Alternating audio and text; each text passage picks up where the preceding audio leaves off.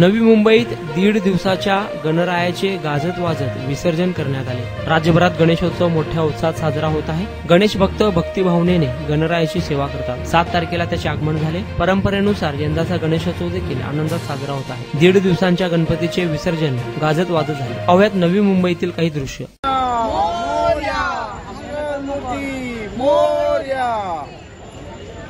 गणपती गेले शैन पडेना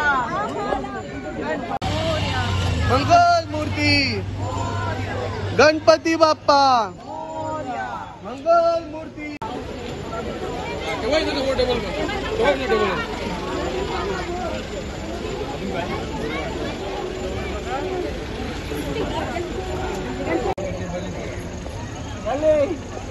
गणपती बाप्पा मोरया।